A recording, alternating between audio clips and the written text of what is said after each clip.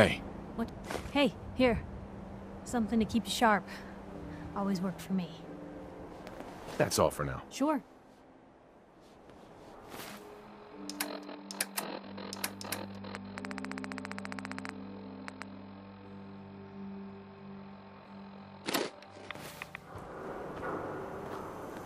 Brotherhood of Steel. Better stay out of good neighbor.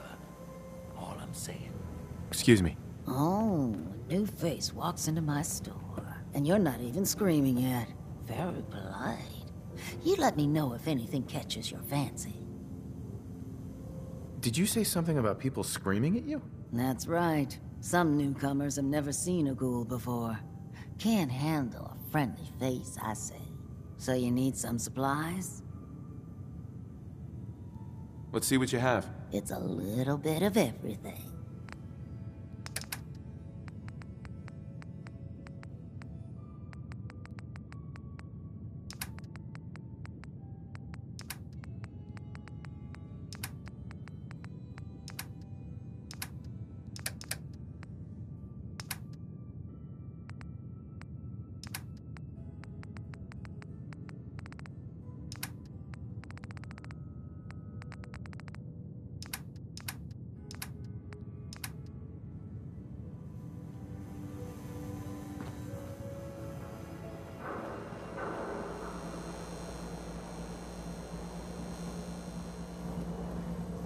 I've got a weapon here for every situation. Hunting.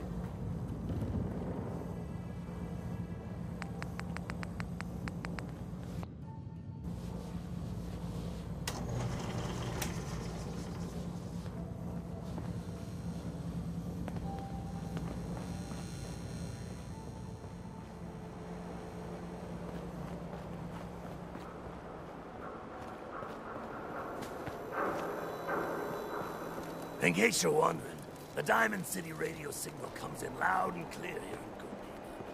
And that Travis, man, he got good.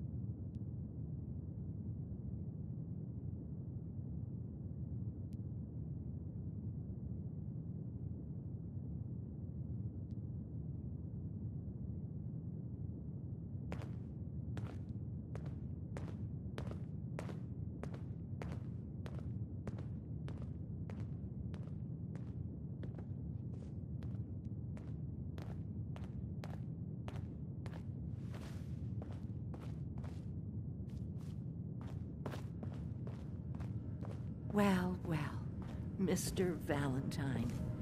I thought you had forgotten about little old me. May have walked out of the den, Irma, but I'd never walk out on you. Amari's downstairs, you big flirt.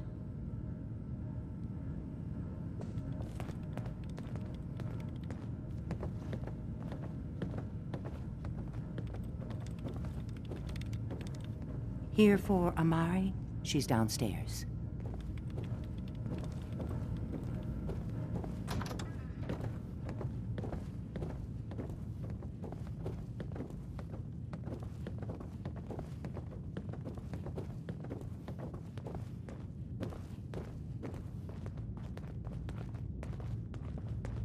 Dr. Amari? Yes?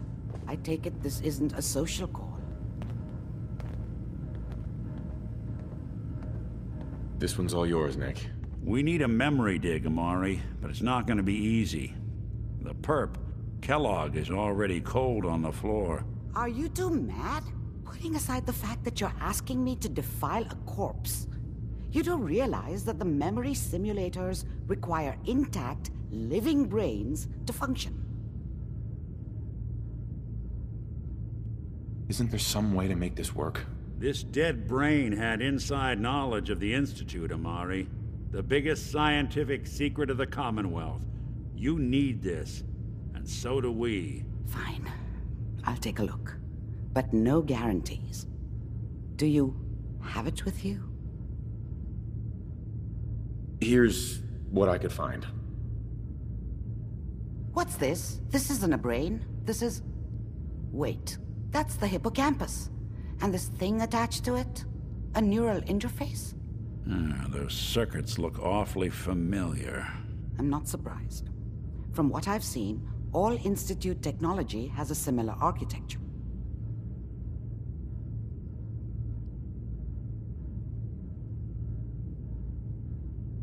Go on, Doctor. Mr. Valentine is an older generation synth. But Institute technology being what it is, the brain implant could fit him. But that's an incredible risk to take. We're talking about wiring something to his brain. Don't worry about me, Amari. I'm well past the warranty date anyway.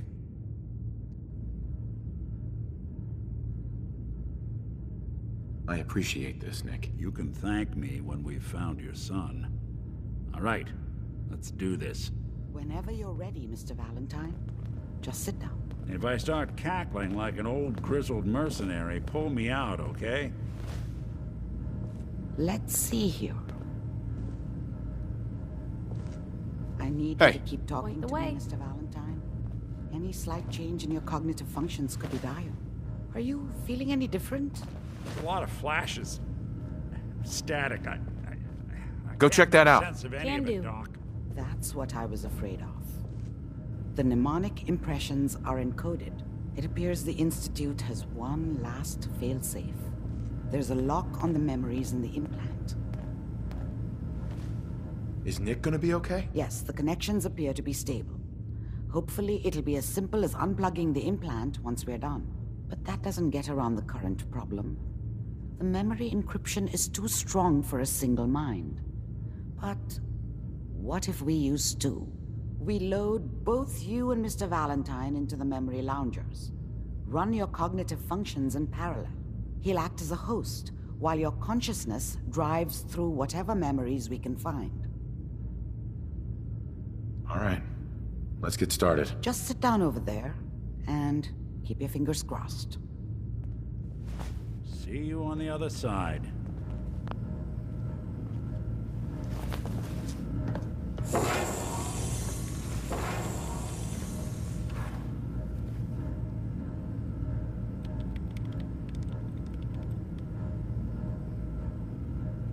Initiating brainwave migration between the transplant and the host. Mnemonic activity coming from the transplant. It's degenerated, but it's there. We're going to load you into the strongest memories we can find. They might not be stable. Just hold on.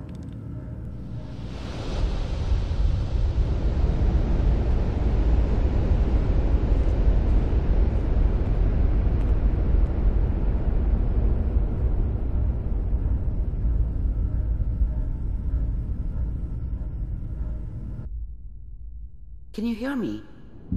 Ah, good. The simulation appears to be working, although the memories are quite fragmentary. I'll try to step you through the intact memories and hope we find one that gives us some clue to the Institute's location.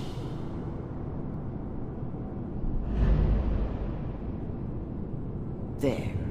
This is the earliest intact memory I can find.